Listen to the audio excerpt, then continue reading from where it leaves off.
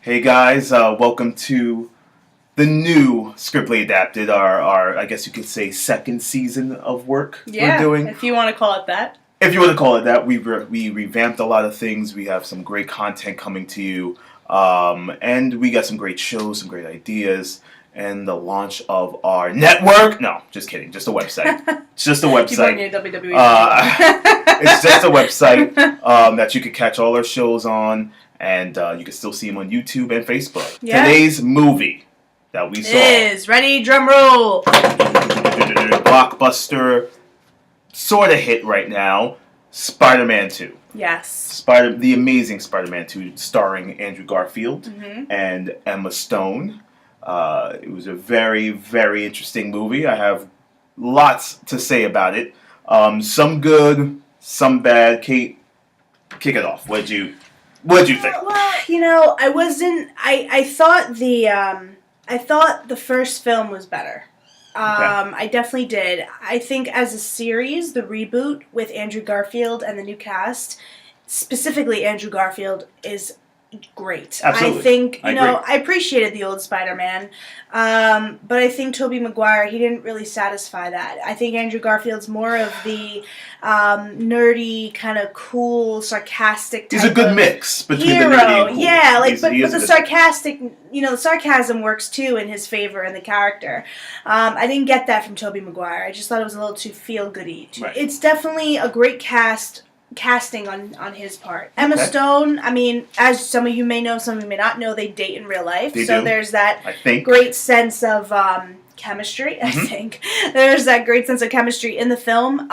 So she was a great casting choice as well. She's just that all-American, girl next door that we all love. But she has personality. Yeah, in her acting, she definitely does. And that's something Kirsten Dunst, to me, didn't have in the original Spider-Man films. Kirsten Dunst, I don't think, is as talented as Emma Stone is. Well, I mean, that's a large statement. I think they were talented in different ways. I just don't think Kirsten was good for that role. Okay, that's fair.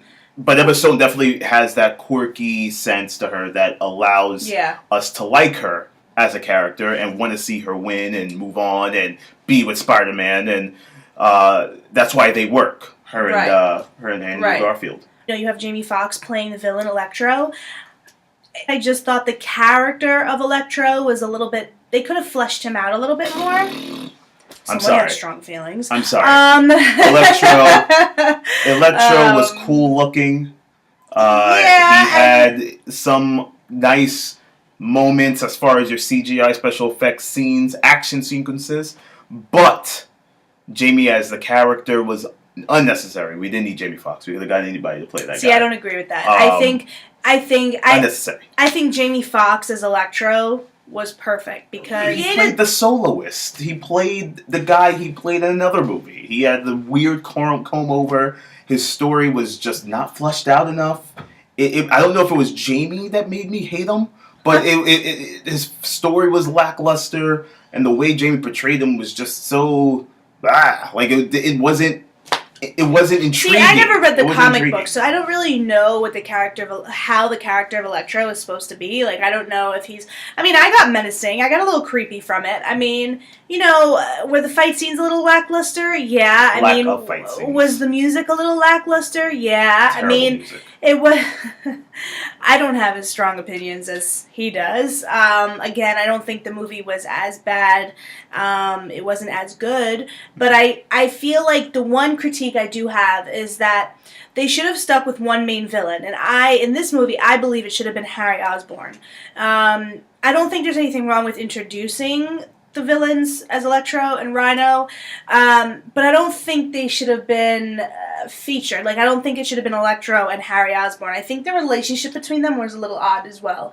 Yeah, the relationship between who? Yeah, how Harry Osborn and Electro, Harry Osborn went and liberated him and whatever, and they started to work together, and then because they had a common goal, which was to destroy Spider-Man. Yeah, but it was so if you take that scene where he goes and sees Electro in isolation, and he's promising him freedom and I need you, and it was so dynamic. And then you take the fight scene between Electro and Spider-Man, and he just disappears, and then Harry Osborn comes out of nowhere, and it's a 5-second, 10-second fight, and it's over. And it was if there was no correlation, there was no connection. They should have made it like Harry and Electro both fight Spider-Man at the same time, or it could have gone on a little bit longer. Or it was just Harry Osborn. Like, well, listen, there was no connection. There was no connection. But what we also have to remember is that this director, Mark Webb, is known for his love stories, which is 500 Days of Summer. He did that film. And you got a lot of love story in this. This movie was a lot of love story, and I wouldn't have minded the love story if there was an equal balance between love story and some superhero action. Yes, you had some cool action sequences with some cool CGI and some great things blowing up and some gunshots and all that stuff and some web slinging. You had all of that. But it lacked fight scenes between your main characters. Yeah. Spider-Man really didn't fight anybody. He kind of just swung his way out of trouble and really webbed people up, and there was really no fight scenes. I mean, you get fight scenes from Superman, you got a crazy fight scenes from Batman, X-Men has great fight scenes, Hulk, all your big-time superhero movies had crazy, entertaining fight scenes, but this kind of lacked. The denouement in this movie, I felt like fell short, and I felt like it needed to be a little bit more climactic, and almost it was anticlimactic if you think about it. So in that sense, I definitely agree with you. However, if you want to take a different spin on it, I think knowing your director, knowing what he's done, and knowing where the direction the film is going, which is obviously more love story based, then I think having too much fighting and too much fight scenes in the movie kind of detracts from what the goal of the movie was. And I don't want to say too much about that without giving things away. Right. But when you see it, you'll understand maybe, and maybe you'll agree with me, maybe you won't. But I think you need to kind of put all the factors into play and see where Mark Webb was trying to take the movie. I would love to really know where he was trying to take the movie. I didn't hate this movie, guys. I know the way I sound might come off as if I'm hating on the movie. I am not hating on the movie.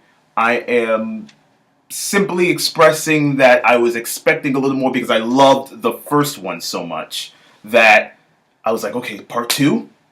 This is a reboot. It's a reboot. 2, B, it's with characters and actors that I love.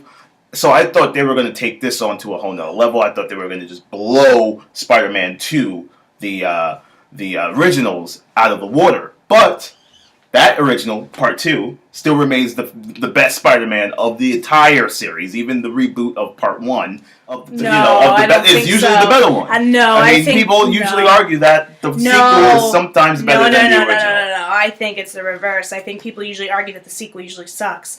And I think personally... I've heard that too, yes, she's right. I'm 50-50. Sometimes people say either one.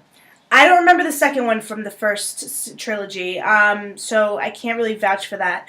But I do know that I'm going to stick with my conviction on this one, and I think that if we are to sit here and look at the film for what it is and where it's going and what Mark Webb intended and where the storyline takes you, again, I don't want to say too much, then you can appreciate the fact that it's, because Spider-Man is human, and I think you go through the storyline and learning more about his parents and learning that, he feels abandoned, and yet he learns that his father really did love him and he had his best intentions at heart. So I think it's also kind of a coming-of-age story for Spider-Man 2, even though he's in college. But it is sort of a coming-of-age. He's learning about himself. He's able to validate emotions of people in his life that are close to him. The undertone was about acceptance of oneself.